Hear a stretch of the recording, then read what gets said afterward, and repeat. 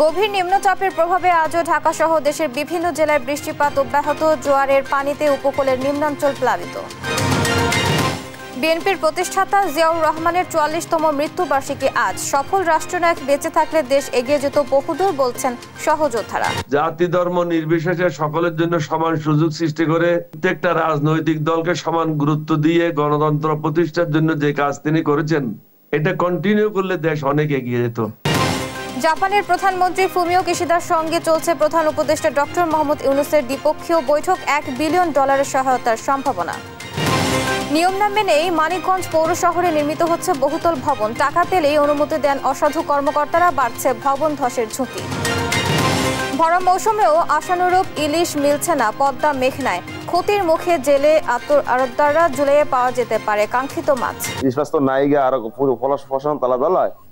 যাইতে চায় না মাছ না কারণে আমরা যাইতে না গেলে আমরা খামু। কোরবানির হাট কাঁপাতে আসছে কুষ্টিয়ার রাজা বাদশাহ। বিশাল দেহি গরু দেখতে মানুষের ভিড়, বিক্রি করে হজে যাওয়ার ইচ্ছা দম্পতির। এবং বিসিবি সভাপতির পদ হারালেন ফারুক আহমেদ। মনোনয়ন বাতিল করে ক্রীড়া পরিষদের প্রজ্ঞাপন, নতুন সভাপতির আলোচনায় আমিনুল। দেখছিলেন শিরোনাম সংবাদ সকালের সঙ্গে আছি আমি আয়েশা বুবলি। এবার বিস্তারিত। নিম্নচাপে বৃহস্পতিবার সারাদিন ও রাতভর ঝড়ো বাতাস আর টানা বৃষ্টির পর সারা দেশে সকাল থেকে পরিস্থিতি কিছুটা শান্ত রয়েছে। তবে বঙ্গোপসাগরে সৃষ্ট লঘুচাপটি স্থলচাপে পরিণত হওয়ায় উপকূলে দমকা হাওয়া সহ ঝড়ো বৃষ্টি হচ্ছে। বাতাসের তীব্র গতির ফলে উপকূলীয় অঞ্চলে ঘর বাড়ি সহ গাছপালা উপড়ে পড়ছে। স্বাভাবিকের চেয়ে জোয়ারের পানি ৩ থেকে ৪ ফুট বেশি উচ্চতায় উঠেছে। এদিকে ২ দিনের টানা বৃষ্টি ও গভীর নিম্নচাপ পরিস্থিতির পর সাতক্ষীরার জীবনযাত্রা স্বাভাবিক হতে শুরু করেছে।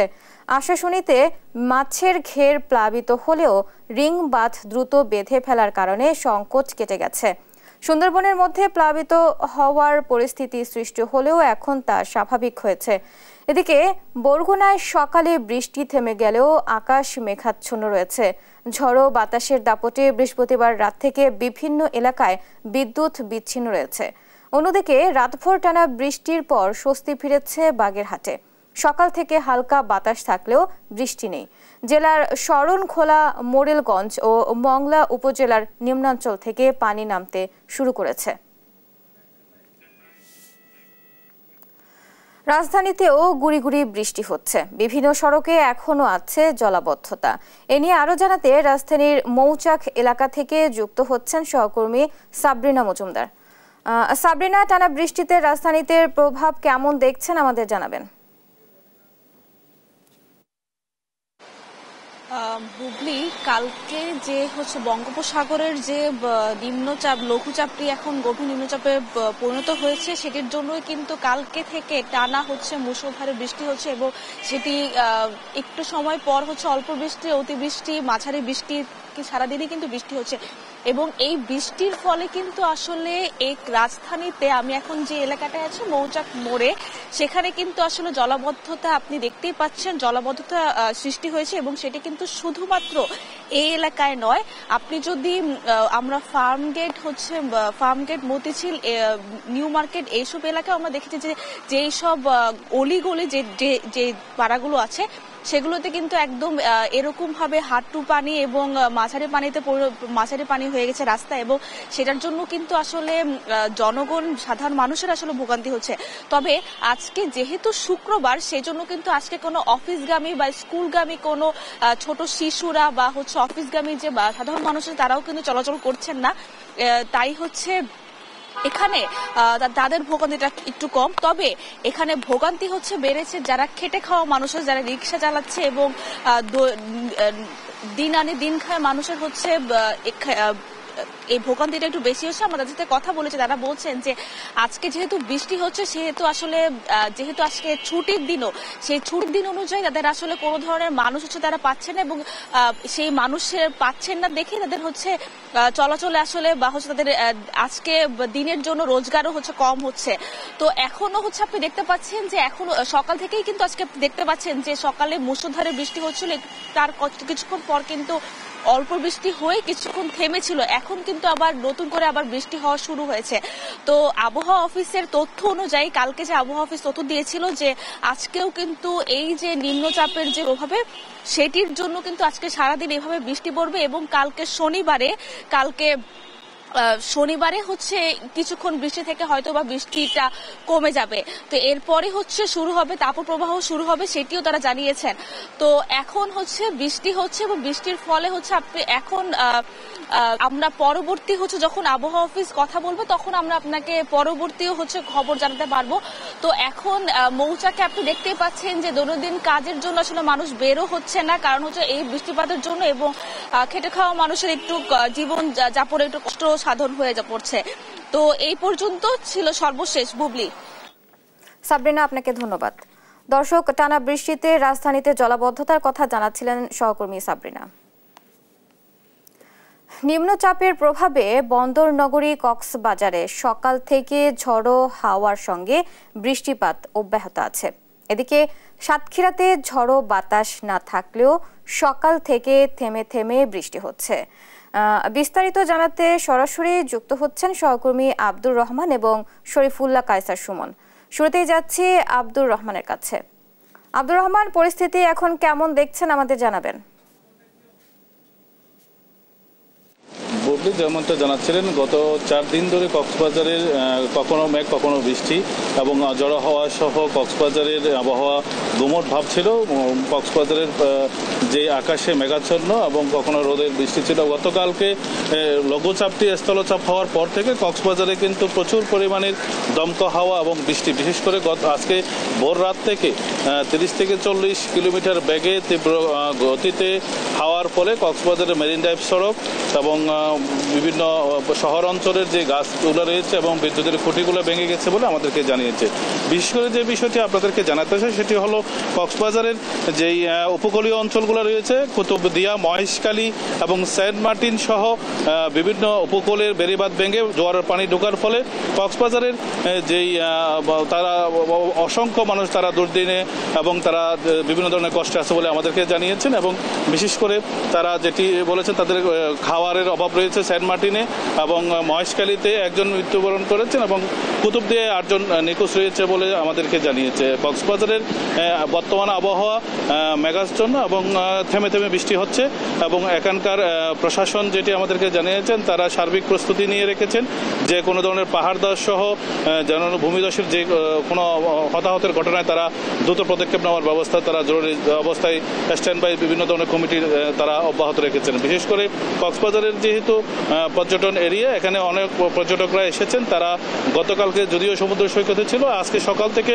বৃষ্টির কারণে কোনো সকলে হোটেলবন্দি রয়েছে বলে আমাদেরকে জানিয়েছে এবং তারা এখনো বের হতে পারে না। এবং কক্সবাজারের পৌর শহরের বিভিন্ন এলাকায় পাহাড় কাটার ফলে পাহাড় যে নালা নর্দমাগুলো ভরাট হওয়ার কারণে এখানকার শহরে অল্প বৃষ্টিতেই পানিতে তলিয়ে গেছে শহরের বিভিন্ন হোটেল মোটেল জোনের এরিয়া এবং বাজারঘাটার বিভিন্ন দোকানপাট। ওখানে নালা নর্দমালো যে পাহাড় কাকুরদের যদি তারা যেটা জানিয়েছে সেটা যদি বন্ধ করা না হয় তাহলে একদিকে যখন পাহাড় ধসের ফলে মানুষের জীবনহানি হবে এবং আর অল্প পানিতেই কক্সবাজার শহরের মতো শহর তলিয়ে যাবে বলে তারা আমাদেরকে অভিযোগ করেছে। আর একটা বিষয় সেটা হলো যে কক্সবাজার আবহাওয়া অফিস আমাদেরকে যেটি জানিয়েছেন, এই আবহাওয়া আগামী 2-3 দিন আরও বৃষ্টি থাকবে বলে কক্সবাজারের আবহাওয়া অফিস আমাদেরকে জানিয়েছেন এবং এটির কিছুটা হালকা এবং থেকে ভারী এবং বাড়ির থেকে হালকা হতে হবে। জি, এবং কক্সবাজারের যেই সার্বিক পরিস্থিতির যে আবহাওয়া সেটি আস্তে আস্তে উন্নতি হবে বলে আমাদেরকে জানিয়েছে আবহাওয়া অফিস। আমরা এখন যাব উত্তরের আমাদের সাতক্ষীরাতে শরীফুল্লাহ কায়সার সুমনের সহকর্মী সুমনের কাছে। সুমন, ওখানকার সাতক্ষীরার সর্বশেষ অবস্থা আমাদেরকে জানাবেন।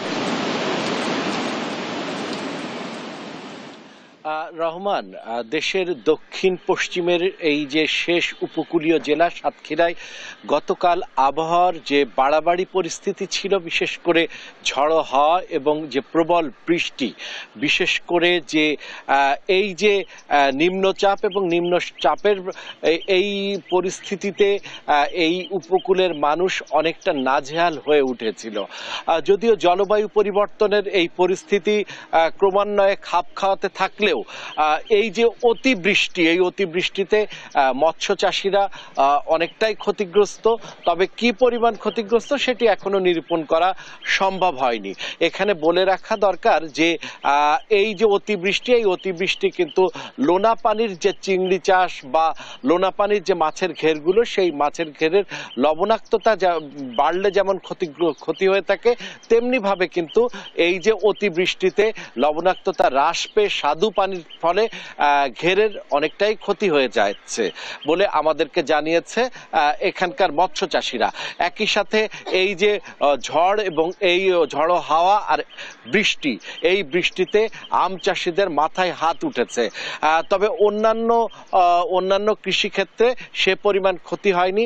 আর পরিস্থিতি আস্তে আস্তে অনেকটা স্বাভাবিক হতে চললেও হঠাৎ করে আবার দেখা দিয়েছে ঝড়ো বাতাস এবং একই সাথে গুমোট একটা অবস্থা সৃষ্টি হয়েছে। যদিও ঝড়টি আবহাওয়া অধিদপ্তরের তথ্য মতে সাতক্ষীরার উপর দিয়ে প্রবাহিত হয়েছে এবং তার যে অতি বৃষ্টি প্রলয় যেটি ছিল, বৃষ্টির বহুলতা, বর্ষা সেই বহুলতাটা কমলেও আবার এই 2 দিনে আবার বাড়বে বলে আবহাওয়া অধিদপ্তর আমাদেরকে জানিয়েছে। এই যে আবার 2 দিনের যে বৃষ্টির বাড়াবাড়ি তৈরি হবে, তাতে জলাবদ্ধতা সৃষ্টির আশঙ্কাও করা হচ্ছে।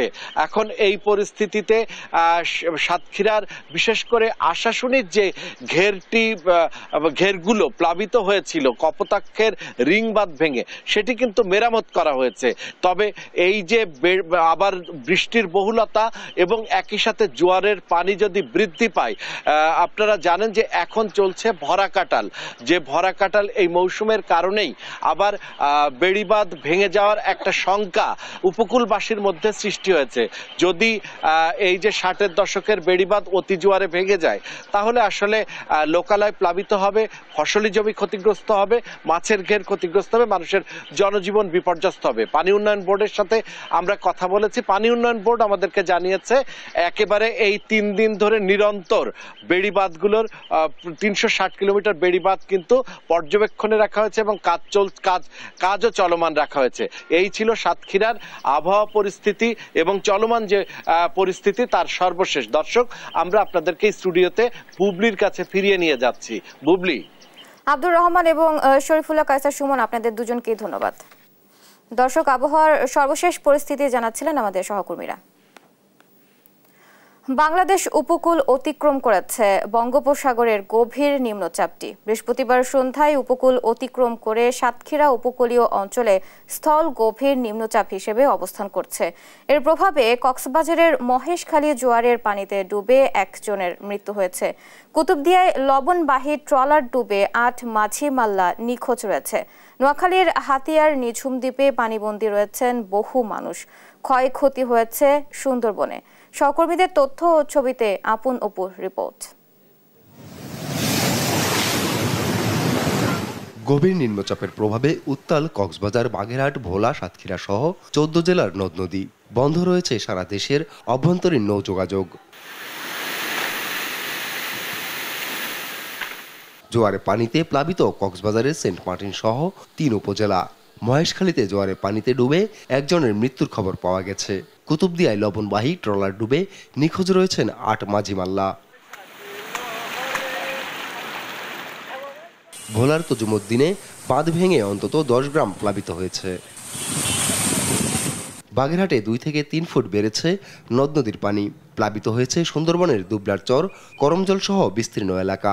নিম্নচাপ ঘূর্ণিঝড় হাল ছোট্ট একটা, তো এর ফলভাবে কিন্তু পানি উচ্চতা অনেক বেড়ে গেছে। আমাদের সুন্দরবনে প্রায় সব জায়গায় চলে গেছে, কিন্তু এমন পরিমাণ না যেন বন্যপ্রাণীর কোনো ক্ষতি হবে। যেমন আমার সাধারণ ধারণা, এই অমাবস্যায় যে পরিমাণ পানি হওয়ার কথা, তার থেকে 70 থেকে 80 সেন্টিমিটার পানি কিন্তু বৃদ্ধি পেয়েছে। পানিতে তলিয়েছে নোয়াখালীর দ্বীপ উপজেলা নিঝুম দ্বীপ, বিচ্ছিন্ন সড়ক ও নৌ যোগাযোগ। জোয়ারের পানিতে ঘুরে বেড়াতে দেখা গেছে একটি চিত্রা হরিণকে। জানা গেছে বন বিভাগের লোকজন হরিণটির দেখাশোনা করেন। দ্বীপের নামার বাজার এলাকায় বন বিভাগের কার্যালয়ের নিচেই থাকে হরিণটি। ভারী বৃষ্টিপাতে বরিশাল নগরীর বেশিরভাগ সড়কে জলাবদ্ধতার সৃষ্টি হয়েছে। ভোগান্তিতে পড়েছেন নগরবাসী।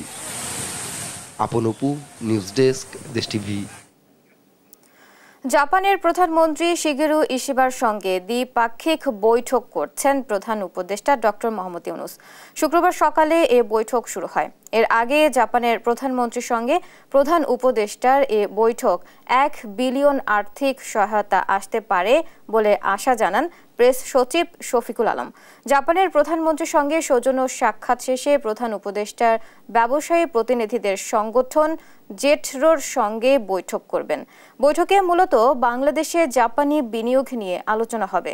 সন্ধ্যা 6:30টায় তিনি জাপানের শোকা ইউনিভার্সিটি থেকে প্রধান অনারিরি ডক্টরেট ডিগ্রি গ্রহণ করবেন। এছাড়াও প্রধান উপদেষ্টা বাংলাদেশ দূতাবাসের আয়োজনে জাপান প্রবাসী বাংলাদেশি কমিউনিটির সঙ্গে বৈঠক করবেন। বিএনপির প্রতিষ্ঠাতা সাবেক রাষ্ট্রপতি, বাংলাদেশে বহুদলীয় গণতন্ত্রের প্রতিষ্ঠাতা বীর মুক্তিযোদ্ধা শহীদ জিয়াউর রহমানের 44তম শাহাদাত বার্ষিকী আজ। 1981 সালের এই দিনে বিপথগামী কিছু সেনা সদস্য নৃশংসভাবে হত্যা করে আধুনিক বাংলাদেশের এ রূপকারকে। মাত্র 45 বছর বয়সে অল্প সময়ে মুসলিম বিশ্বকে নেতৃত্ব দেয়া সফল এ রাষ্ট্রনায়ককে হত্যার মধ্য দিয়ে ব্যাহত হয় আধুনিক বাংলাদেশের অগ্রযাত্রা। ক্ষণজন্মা এই পুরুষ আর কিছুদিন সময় পেলে দেশ অনেক দূর এগিয়ে যেত বলে মনে করেন তার সহযোদ্ধারা। বিস্তারিত সাইফুল রিপনের প্রতিবেদনে। 1936 সালের 19 জানুয়ারি বগুড়ার গাবতলী উপজেলায় বাগবাড়ি গ্রামে রসায়নবিদ মনসুর আহমেদ ও জাহানারা খাতুনের ঘর আলোকিত করে জন্ম নেন জিয়াউর রহমান কমল। 5 ভাইয়ের মধ্যে দ্বিতীয়। জিয়ার শিক্ষাজীবন শুরু হয় কলকাতার হেয়ার স্কুলে। 1952 সালে করাচি একাডেমি স্কুল থেকে ম্যাট্রিক পাশ করে ভর্তি হন ডিজে কলেজে। 1953 সালে অফিসার হিসেবে যোগ দেন পাকিস্তান সামরিক একাডেমিতে। 1971 সালের 25 মার্চ পাকিস্তানি হানাদার বাহিনী তৎকালীন পূর্ব পাকিস্তানে নির্মম হত্যাযজ্ঞ শুরু করলে রাজনৈতিক নেতৃত্ব শূন্যতায় দিশেহারা হয়ে পড়ে জাতি। এমন প্রেক্ষাপটে বিদ্রোহ করে স্বাধীনতার ঘোষণা দিয়ে যুদ্ধে ঝাঁপিয়ে পড়েন জিয়াউর রহমান। জেট ফোর্সের অধিনায়কের দায়িত্ব নিয়ে যুদ্ধ পরিচালনা করেন 1 নম্বর সেক্টরে। মুক্তিযুদ্ধের বিজয়ের পর ফিরে যান স্বাধীন বাংলাদেশের সেনাবাহিনীর চাকরিতে। স্বাধীনতা পরবর্তী দেশের রাজনৈতিক নেতৃত্বের ব্যর্থতা, দুর্নীতি, অনিয়ম, দুঃশাসনে দুর্ভিক্ষ পীড়িত দেশে 75-এ কু পাল্টা কুর মতো চরম অস্থিতিশীল পরিস্থিতিতে ফের দৃশ্যপটে আসেন জিয়াউর রহমান। 75-এর 7 নভেম্বর সিপাহী জনতার বিপ্লবের মধ্য দিয়ে দায়িত্ব নিয়ে শক্ত হাতে সেনাবাহিনীতে শৃঙ্খলা ফিরিয়ে আনেন তিনি। 19 দফা কর্মসূচি নিয়ে প্রথমে জাগদল ও পরে বাংলাদেশ জাতীয়তাবাদী দল বিএনপি গঠনের মধ্য দিয়ে শুরু করেন আধুনিক বাংলাদেশ গড়ার নতুন যাত্রা।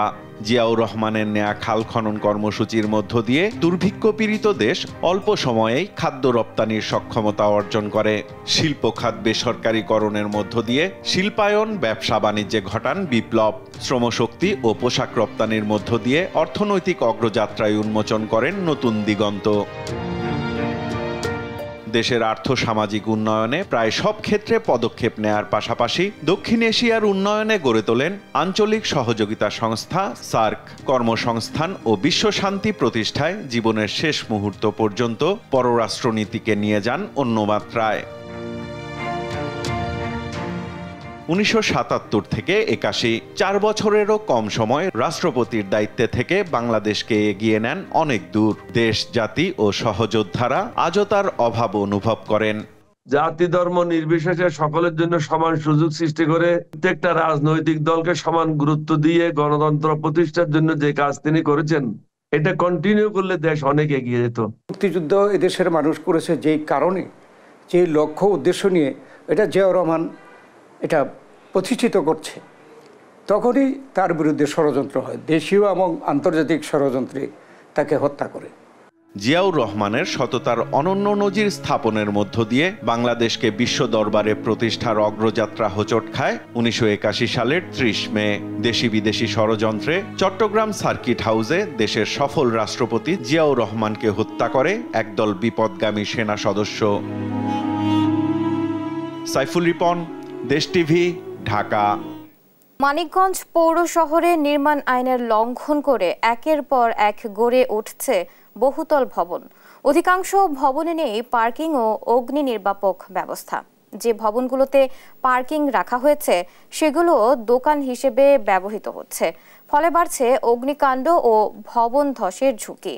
আব্দুল আলিমের পাঠানো তথ্য ও ছবিতে জানাচ্ছেন অঙ্কন চৌধুরী। মানিকগঞ্জ শহরে নিয়ম ভেঙে নির্মাণ হচ্ছে বহুতল ভবন। অধিকাংশ ভবনেই নেই সঠিক পার্কিং বা অগ্নি নির্বাপক ব্যবস্থা। কোথাও কোথাও কিছু পার্কিং রাখা হলেও সেগুলো রূপান্তর করা হচ্ছে দোকানে। এতে বাড়ছে জীবন ঝুঁকি। তবে স্থানীয়রা বলছে পৌর কর্তৃপক্ষের গাফিলতি ও নজরদারির অভাবেই তৈরি হয়েছে এমন অবস্থা। দোতলা নির্মাণের অনুমোদন সেটাকে 3 তলা 4 তলা অনেকে করছে, আর পৌর কর্তৃপক্ষ এদিকে কোনো দৃষ্টি আকর্ষণ নাই। যেভাবে বহুতল ভবনগুলি নির্মিত হচ্ছে, এই সকল ভবনের অধিকাংশই পৌর আইন এবং বিল্ডিং কোড মেনে করা হচ্ছে না।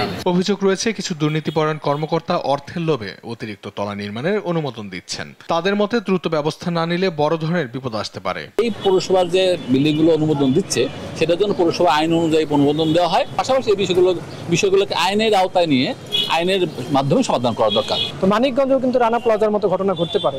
এই ক্ষেত্রে পৌর কর্তৃপক্ষ সহ প্রশাসনের দৃষ্টি আকর্ষণ করব যে এই বিষয়ে যেন প্রয়োজনীয় ব্যবস্থা গ্রহণ করা হয়। এখন পর্যন্ত প্রায় 50টি বহুতল ভবনকে ঝুঁকিপূর্ণ হিসেবে চিহ্নিত করা হয়েছে। যারা নিয়ম ভেঙে ভবন নির্মাণ করেছে তাদের আইনি নোটিশ দেওয়া হয়েছে। এই বিষয়ে আইনি ব্যবস্থা প্রক্রিয়াধীন বলে জানিয়েছেন পৌর প্রশাসক। কোন কোন জায়গায় এগুলো করা হচ্ছে, পার্কিং থাকার শর্তেও তাকে দোকান ভাড়া দিয়েছে, সেগুলো আমরা লিস্ট করে ফেলেছি এবং তাদেরকে আমরা নোটিশ দিয়েছি। নোটিশ দেওয়ার পরে পরবর্তী সময় আমরা ম্যাজিস্ট্রেটে আমরা ডিসি স্যার বরাবর অলরেডি একটা পত্র দিয়েছি এবং আমরা খুব দ্রুত একটা অভিযান করব। মানিকগঞ্জে নিয়ম না মানা ভবনগুলোর প্রতিটি ইটি যেন বহন করছে সম্ভাব্য এক ভয়াবহ বিপদের বার্তা। তাই এ বিষয়ে দ্রুত আইনি প্রক্রিয়া দেখতে চান এলাকাবাসী। নিউজ ডেস্ক, দেশ টিভি।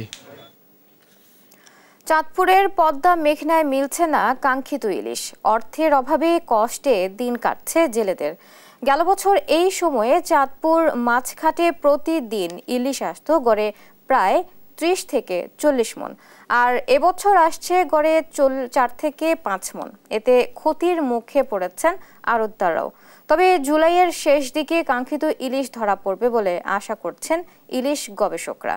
সহকর্মী শরীফ আহমেদের রিপোর্ট জানাচ্ছেন নুসরাত শোভা। চাঁদপুরের পদ্মা মেঘনায় মার্চ এপ্রিল 2 মাস বন্ধ ছিল মাছ ধরা। জাটকা সংরক্ষণ অভিযান শেষ হয়েছে 1 মাস। এখনো নদীতে গিয়ে হতাশ হয়ে ফিরছেন জেলেরা। দিনরাত নদীতে জাল ফেলেও মিলছে না কাঙ্ক্ষিত ইলিশ। অর্থের অভাবে পরিবার পরিজন নিয়ে কষ্টে দিন কাটছে জেলেদের। গেল বছর এই সময়ে চাঁদপুর মাছঘাটে প্রতিদিন ইলিশ আসতো গড়ে প্রায় 30 থেকে 40 মন, আর এবছর আসছে গড়ে 4 থেকে 5 মন, যা চাহিদার তুলনায় স্বল্প। এতে ক্ষতির মুখে পড়েছেন আড়তদাররাও। ইলিশ মাছ তো নাই গা, আর ফসল তালা তালায় জানলে যাইতে চায় না। একটা না কোনো বিষয় বুঝে এটা তো বাইঙ্গা কয় টাকা রুজি করবো। কাঙ্গো মাছ না কারণে আমরা যাইতে না, ফের জাল বাইতে যাইতে সুযোগ দিয়ে এই গেলে ফারি নোবারি রেটিয়া দিমু না আমরা খামু। সরবরাহ কম থাকায় ইলিশের দাম আকাশ ছোঁয়া। প্রতি কেজি ইলিশ বিক্রি হচ্ছে 3000 টাকায়। আসলে চাঁদপুর মাছঘাটে আপনার এখন বর্তমান লোকাল মাছের আমদানি খুবই কম থাকার কারণে দামটা অনেকটাই বেশি। সর্বোচ্চ আপনার মাছ আসে 4 থেকে 5 মন মাছ। আপনার আজকের বাজারে 1 কেজি ওয়েটের ইলিশ মাছ আপনার 2800 থেকে 2900 টাকা কেজি চলে। দ্বিতীয় বছর যা ছিল তার চেয়ে দ্বিতীয় বছর কম হয়েছে, গত বছর আরো কম হয়েছে, এই বছর তো সেই কমের মতো। 1 মাস মাছ চালু হইলো, তার মধ্যে দেখা গেল 1 সপ্তাহ কিছু মাছ হয়েছে। তবে জুলাইয়ের শেষ দিকে কাঙ্ক্ষিত ইলিশ ধরা পড়বে বলে আশা করছেন এই ইলিশ গবেষক। বৃষ্টিপাতের পরিমাণ পাশাপাশি হচ্ছে যে আমাদের নাব্যতা এবং হচ্ছে যে নদীর স্রোতধারার ফলে যে আমরা জুলাইয়ের শেষে বা আগস্টে যে জেলেদের জালের কাঙ্ক্ষিত আহরণটা হবে। আবারও নদীতে জেলেদের জালে ধরা পড়বে ঝাঁকে ঝাঁকে ইলিশ। আবারও জেলে পল্লীতে ফিরবে সুদিন, এমনটাই প্রত্যাশা ইলিশ সংশ্লিষ্টদের। নিউজ ডেস্ক, দেশ টিভি। কোরবানির ঈদে হাট কাঁপাবে কুষ্টিয়ার 2 গরু রাজা ও বাদশা। 4 বছর ধরে সন্তানের মতো তাদের প্রস্তুত করছেন আনোয়ার হাসনা দম্পতি। গরু দুটি ন্যায্য দামে বিক্রি করে হজে যেতে চান তারা। এদিকে বিশাল দেহি রাজা বাদশাকে দেখতে প্রতিদিনই ভিড় করছেন ক্রেতা সহ আশপাশের গ্রামের মানুষ। ইরফান রানার ক্যামেরায় কুষ্টিয়া থেকে নাহিদ হাসান তিতাসের রিপোর্ট। কালো রঙের বিশাল দেহি এই গরু দুটির নাম রাজা ও বাদশা। ফ্রিজিয়াম জাতের এই গরু দুটির এক একটির ওজন 30 থেকে 35 মণ। নিজ খামারেই 4 বছর ধরে এই গরু দুটিকে সন্তানের মতো লালন পালন করছেন কুষ্টিয়ার তালবাড়িয়া এলাকার খামারি আনোয়ার হোসেন ও হাসনা খাতুন দম্পতি। একই দিনে একই গাভীর পেট থেকে গরু দুটি জন্ম নেওয়ায় ভালোবেসে নাম রেখেছেন রাজা ও বাদশা। এবারের কোরবানির ঈদে জেলার সেরা গরুর তালিকায় রয়েছে গরু দুটি। খামারি আনোয়ার ও হাসনা দম্পতির আশা রাজা ও বাদশাকে বিক্রি করে হজে যাবেন তারা। বাছুর দুইটাকে প্রথম হয় তখন একটু নর্মালি হয়েছিল, তো খুবই দুর্বল হয়েছিল। ওর মায়ের থেকে দুধ দোয়ায়ে নিয়ে আসে 1 মাস ধরে ওর মাকে কাছে না দিয়ে আমরা ওকে খাওয়ায়ে ঘরের ফ্যানের নিচে রেখে আমরাও যেখানে ঘুমাতাম ওরাও সেখানে ঘুমাতাম। আমার ছেলের চেয়েও আমি ওদের দুজনকে ভালোবাসেছি। 1-2 মাস ফিডারে দুধ খাওয়াতাম, অসুস্থ ছিল, চিকিৎসা করি তারপরে গা সুস্থ হয়েছে। এখন বেচার জন্য প্রস্তুতি নিচ্ছি, কোরবানির ঈদ উপলক্ষে বেশি দুজনা হজে যাওয়ার ইচ্ছুক আমার। প্রাকৃতিক খাবার খাইয়ে পরম যত্নে বড় করা রাজা বাদশা নামের গরু দুটি দেখতে খামারির বাড়িতে প্রতিনিয়তই ভিড় করছে স্থানীয়রা। কেনার জন্য দেখতে আসছেন ব্যাপারীরাও। মেলা জায়গায় গরু দেখেছি কিন্তু এত বড় গরু দেখি নাই। তারপর দুইটা ভাই জমজ, এটা দেখে আমাদের আরো ভালো লাগছে। একটার নাম রাজা, একটার নাম বাদশা। তেজ আছে গরুর, অনেকটা তেজ আছে, আনুমানিক হচ্ছে তাও তো 45-46 মণ হবে দুটা মিলে। ন্যাচারাল খাবার ছাড়া অন্য কোনো খাবার প্রোভাইড করা হয় না। কাঁচা ঘাস, খড়, ভুট্টা, চাল, ভুসি। আর বিশাল দেহি এই গরু দুটিকে পরিচর্যায় খামারিকে সব ধরনের পরামর্শ ও সহযোগিতার কথা বলছেন প্রাণী সম্পদের এই কর্মকর্তা। আমরা তাদেরকে তদারকি করেছি এবং সাথে সাথে আমাদের বিভাগের যে সাপোর্ট, যে লজিস্টিক সাপোর্ট, তাদেরকে সর্ব ধরনের কৃমির ওষুধ যেখানে প্রয়োজন বা আমাদের পরামর্শ সবকিছু আমরা দিয়েছি। কুষ্টিয়ার রাজা বাদশা নামের এই গরু দুটি এবারের কোরবানির ঈদের বাজারের দীর্ঘদেহী গরুর তালিকার প্রথম সারিতে থাকবে বলে মনে করছেন এলাকাবাসী। নাইদা সান্তিতাস, দেশ টিভি, কুষ্টিয়া।